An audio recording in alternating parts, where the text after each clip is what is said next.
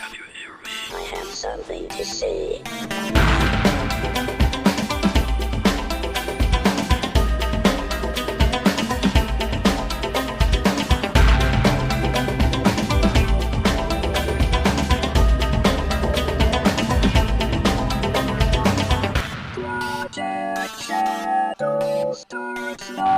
Hello everyone, and welcome to this episode of Project Shadow. My name's Charlie. You might know me better as sci-fi fantasy writer C.E. Dorset.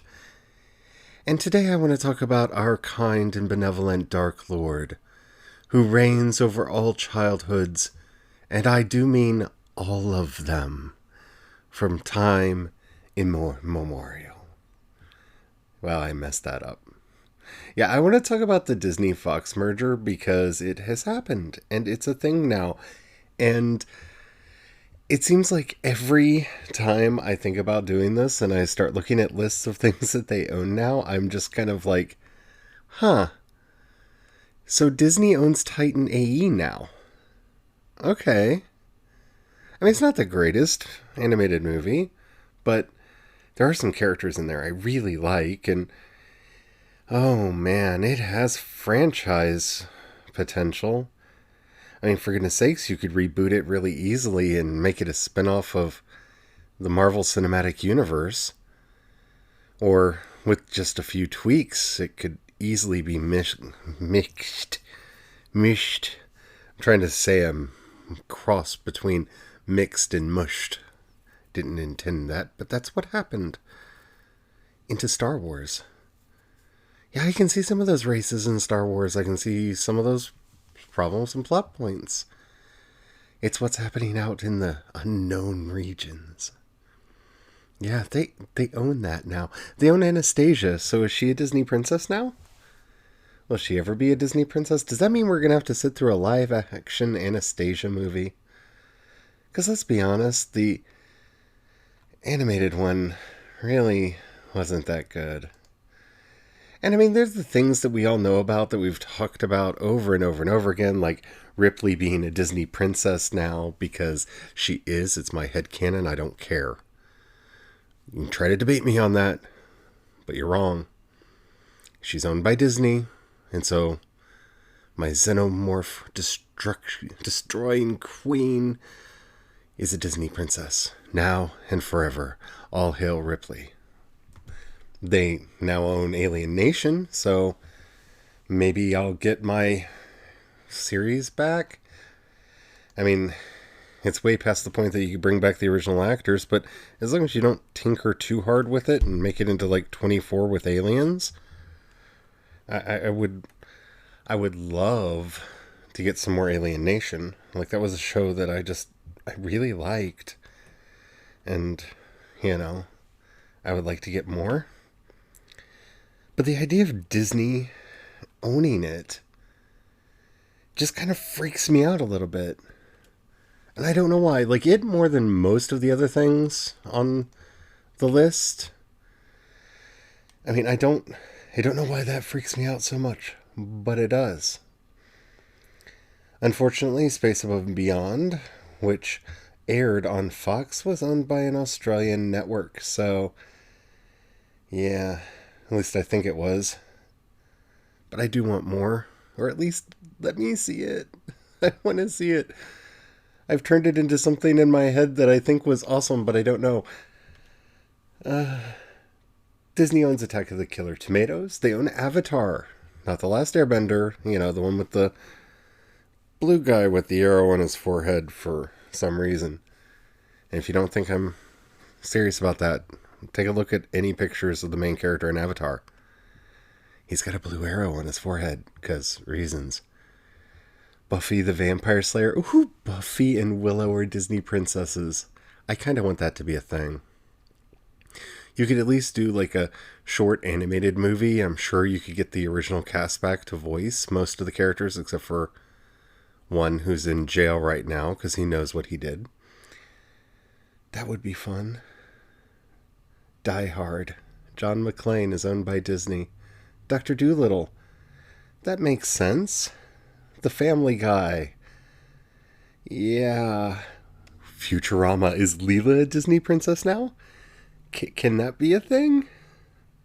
Oh, please, please don't reboot and Disneyfy Futurama. That's a scary thought. King of the Hill, Kingsman, Home Alone, Predator. Oh my goodness, the Planet of the Apes movies, the Peter Jackson movies.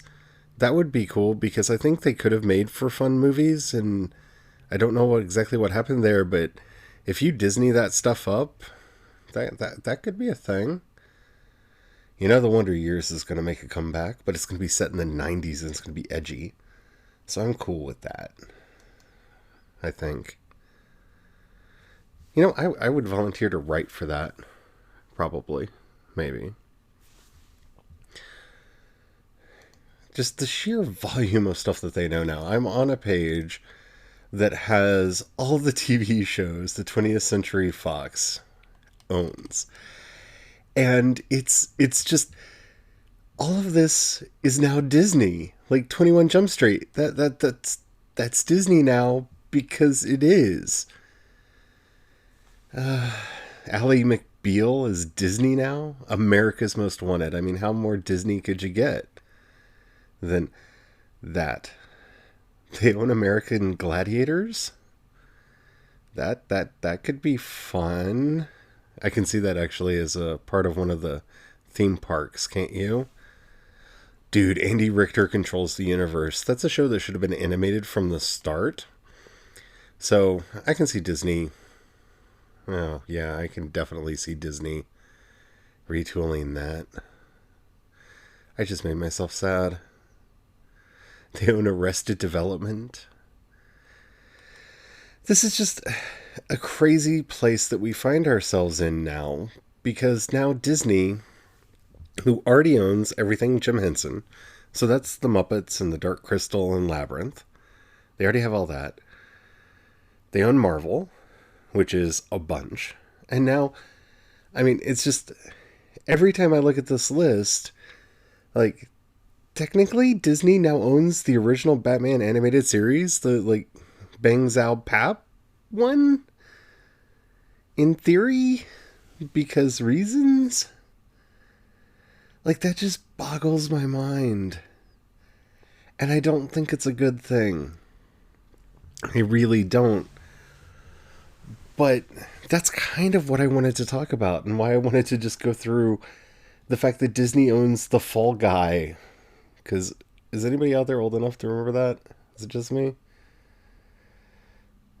There was a Cobra TV series? Anyhow. But I'm not sure that it's a good thing for any of us that Disney has consumed, conglomerated, congealed. I'm not sure exactly what the phrase is that's appropriate there. So many intellectual properties under one roof. Because, well, there's stuff on here that, well, some of you I'm sure remember Dharma and Greg. Does anybody remember the TV show Danny? Because they own that now. It apparently was an American sitcom that aired on CBS. Oh, in 2001. It's not even an old show. And the reason I bring stuff like that up is Disney has not been shy about suing people for copying their intellectual property or their feeling that they're doing that. And now that they have this enormous, gigantic, just horrifically incomprehensible collection of IP that they could do pretty much whatever they wanted to with, this gives them the right to sue anybody who accidentally, steps on any of these shows. And just looking at the names of these, like, I have no idea what some of these are. But that doesn't matter. Because Disney will do what it wants to do. And I don't think that there's anything that we can do about it. I really don't. And I'm not saying that from a pessimistic point of view. I'm saying that from a realistic one. How do you quantify cultural hegemony? Because that's really what we're talking about here. Monopoly law doesn't really work in this case because they'll be able to point to other television studios and movie studios that are producing content and, well, who's bigger, Disney or Netflix? I think it's easy to say that it's Disney, but are they truly monopolistic when Netflix exists? What about Warner Brothers?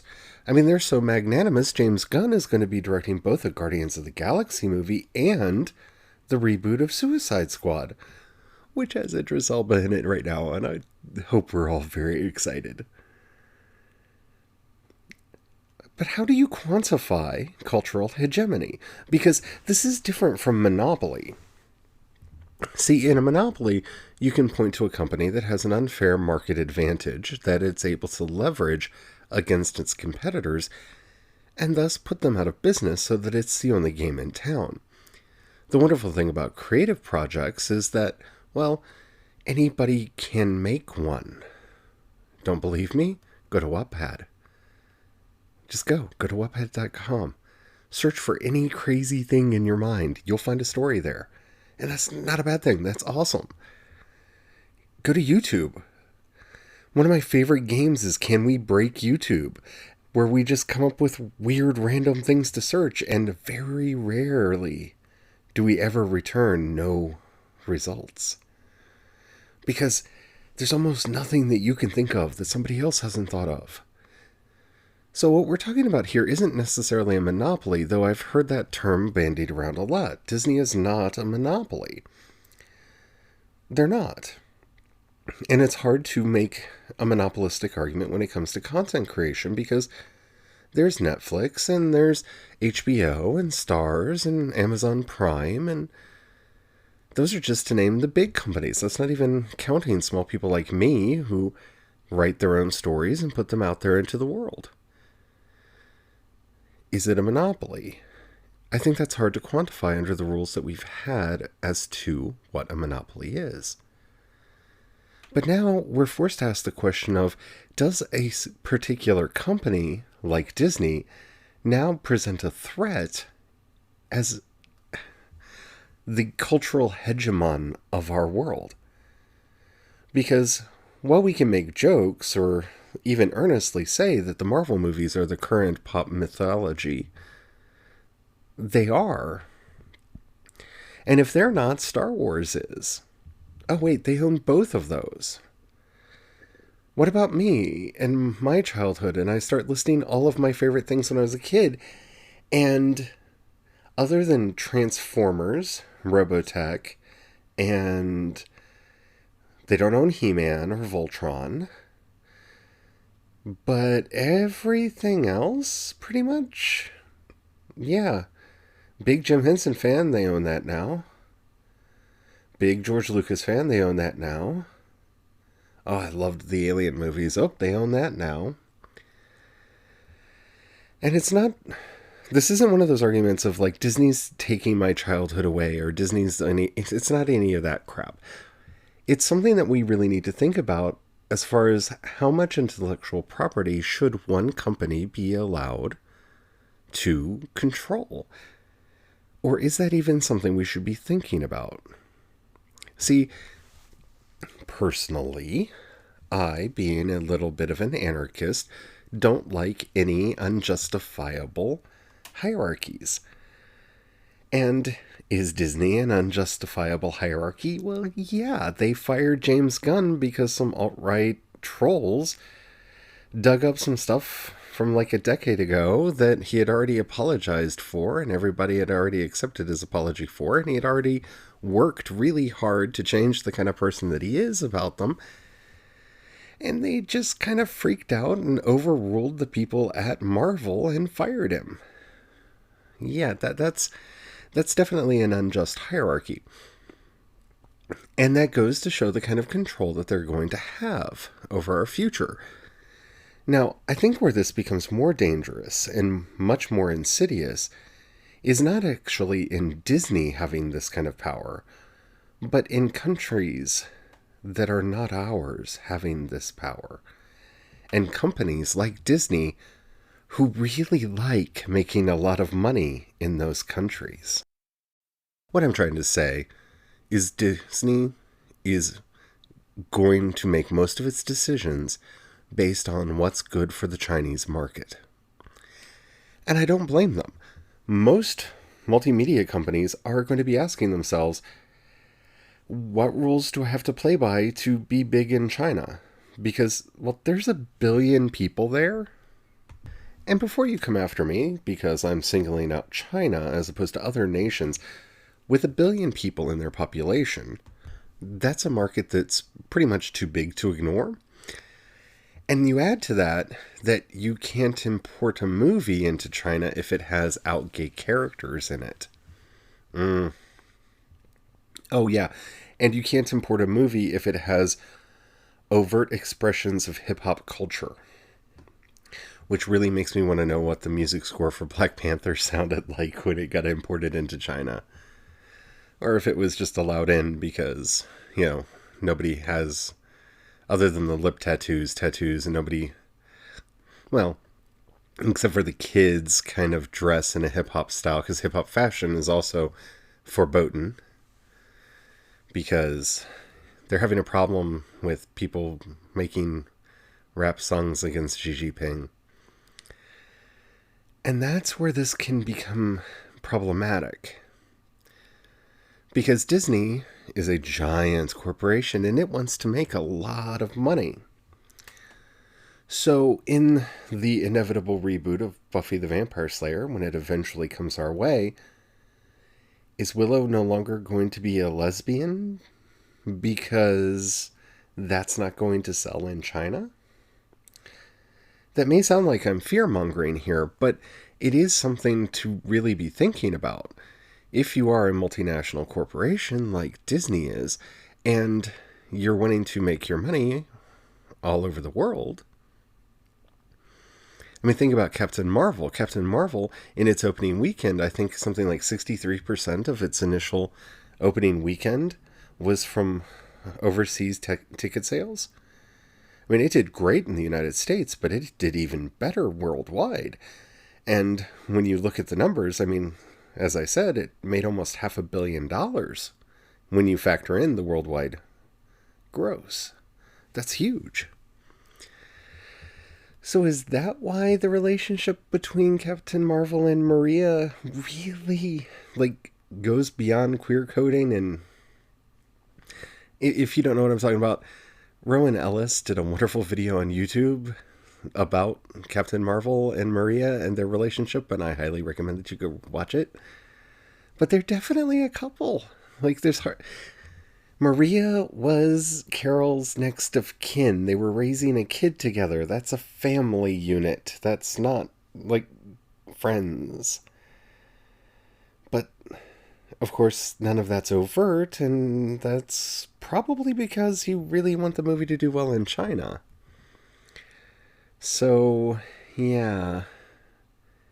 What about our queer characters?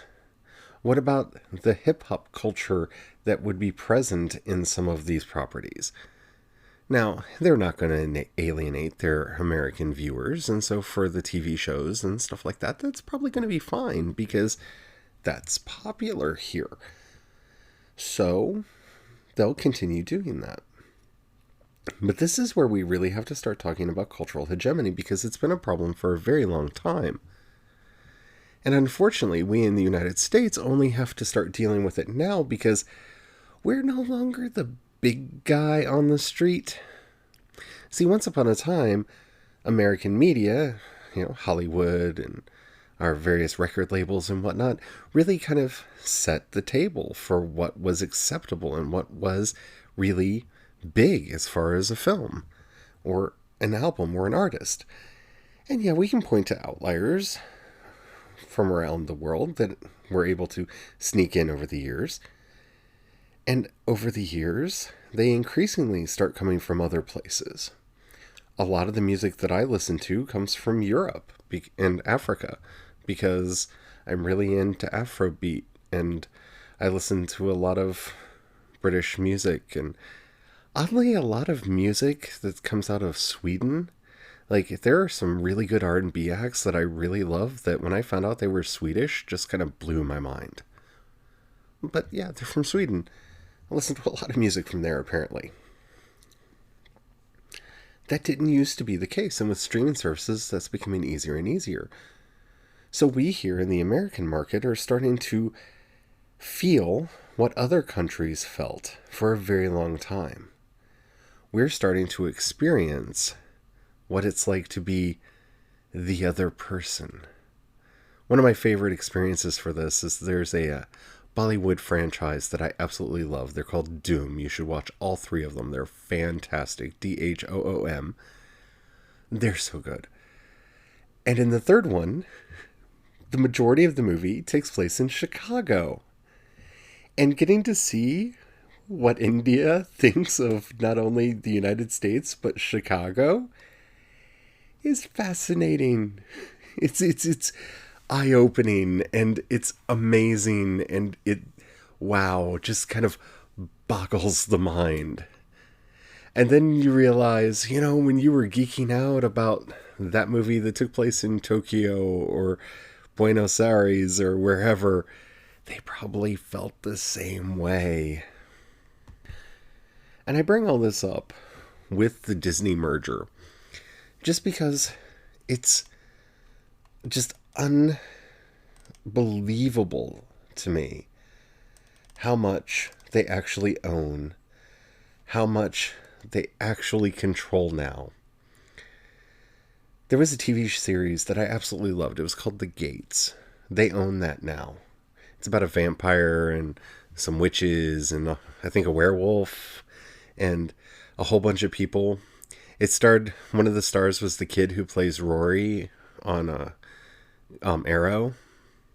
I think he was on Teen Wolf also. Yeah. They own Firefly now. At least the distribution rights to it. And when you start looking at these giant lists of things that they now have control over, that they can do whatever they want to, and they can split this up and do just literally whatever they want. This is a lot of power. Because while you may not have been the biggest fan of, I don't know, let's pick something they own Lost in Space. There we go. They own at least the original Lost in Space. Now, I don't know what the relationship between that and the new one on Netflix is, but they own the original. They own In Living Color, which you might have to be of a certain age to understand. But these are things that someone's favorite is on this list. Some piece of media here that was formative in the life of someone listening to my voice is on one of these lists. And if it's not on the new one for the Fox acquisition, it's on one of the older ones from when they bought Marvel or Lucasfilm or the Jim Henson Studios or. Which means that they truly do own our childhoods. And they own our childhoods going forward. Luckily, like I said, you can't have a true hegemony over thought, but you can over viewing hours. And that's the new thing that everybody's going to be struggling with. I mean, have you honestly started making a mental space for what's going to happen when the Disney Plus app launches? I know I have. I've thought about it quite a bit because there's so many shows that I like here, there, and yonder. But yeah, I'm definitely going to watch The Mandalorian when it comes out. And that Loki and the Winter Soldier thing, that sounds amazing. I'm definitely going to watch that. And there's only so many hours in the day. And they're going to be able to create so much content. They could really overwhelm everything. And now when you start talking about the back catalog that they have access to, there are shows on this list that I haven't seen in forever, that I don't know of anywhere that they are. And I would love to watch them again. I would be fascinated to watch them again. There's Space Above and Beyond. It's my favorite. I don't know if it was any good sci-fi show that I go to all the time, because I only got to watch it when it was originally airing and a little bit when it was on repeats on Sci-Fi. They own it now. So if that ends up on Disney Plus, well, they've got me for at least the length of that now, too. I don't think that this is like crisis. I know some people do, and some people are really freaking out about it. I don't think it's a crisis, but I do think we all need to start paying attention to who we're giving our attention to, how much of our attention they're getting, and why. Because, and I hate that I have to say this phrase now, in the marketplace of ideas, because no, that doesn't exist. In the marketplace of attention, because we do pay attention, they are going to consume more and more of that attention. And I don't know if that's a good thing or a bad thing. I don't know if any of us do.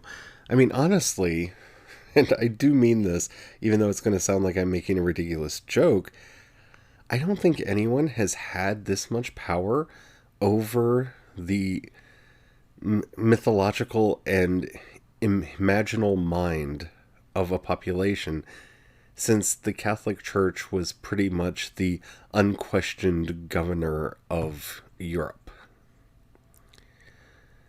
And there is no Protestant Reformation. There is no breaking out of this. There's only doing something different. At least until that gets bought by Disney. Because, seriously, if you're into space opera like I am, your choices are very limited right now. There isn't a lot of it out there. So, Amazon has The Expanse, and I'm very happy about that, and I'm curious to see where that goes. Netflix, I haven't really caught up on Voltron in a while.